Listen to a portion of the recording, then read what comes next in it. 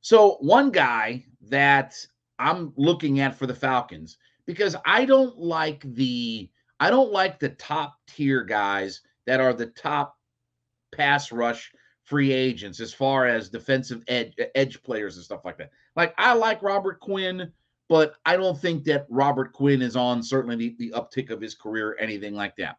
One name I'm going to give you is a guy that signed a 1 year, $5 million deal with the Miami Dolphins last year. And I'll talk about his production here in a second, but it's Melvin Ingram. Now, they ran basically a 3-4 type of system. So he played kind of edge, outside linebacker. So schematically, you're not talking about a guy that's a completely different kind of fit and things like that. Okay.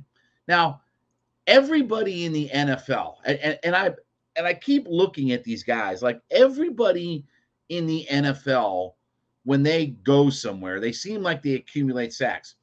Melvin Ingram last year played all 17 games. He only had 3 starts for Miami, but he still accumulated 6 sacks. Now, that would have led our team last year. Think about what that number is. Think about Melvin Ingram was a guy who lost his, potential to start as the season went on when they got Bradley Chubb and, he kind of was getting phased out of the mix and he didn't play as much and, they don't look like they're going to bring him back or anything.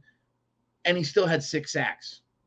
So if I'm looking for a guy that is not a high-priced guy to get for the Atlanta Falcons, a guy who can have some moments, maybe mentor, they talked about the way that he worked with Jalen Phillips in Miami, a guy who can maybe be a good influence on, I don't know, Arnold Ebiketie and rub off on him a little bit. If you're looking for maybe a low-tier kind of free agent that's at the edge spot, that doesn't break the bank and doesn't overspend, because look, I want to put the 8th pick into a defensive edge player, whatever that is. I mean, whatever name you put on the back of that jersey, I'm going defensive. Like I said, the only guy that I might be like talked into is CJ Stroud, but you got to go defensive line.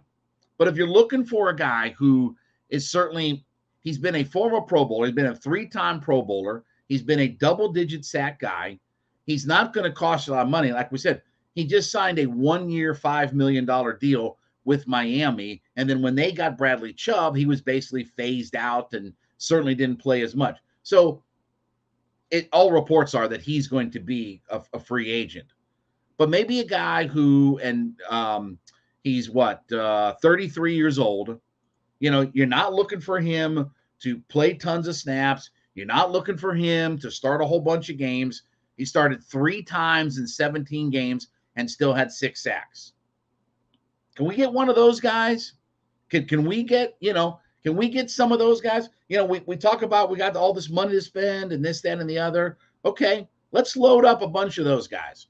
Let's throw a whole bunch of those guys into the mix and let's see if somebody shakes out when it's all said and done. So if you're looking for low cost, but maybe value oriented, Melvin Ingram might be a guy. I still take a defensive end player with the number 8 pick overall, and I might even draft another guy later on. But I don't like the edge class. I don't like Marcus Davenport. I don't like Robert Quinn. I don't think he's good value. I think you pay a lot of money for a guy who might be on the downside of his career. Marcus Davenport's been a guy that I know that, he's got ties to Ryan Nielsen.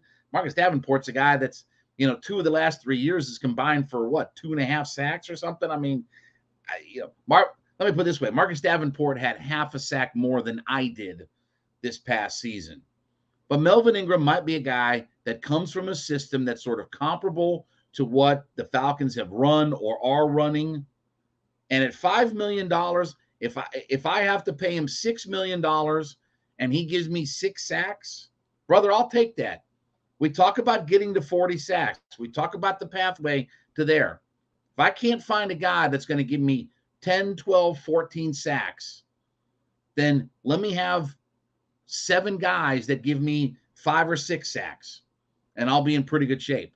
But Melvin Ingram is a guy to watch for, that maybe the Falcons make a move on him. Most likely not going to be back with the Miami Dolphins. Maybe he's a good kind of value pickup for this Atlanta Falcons franchise.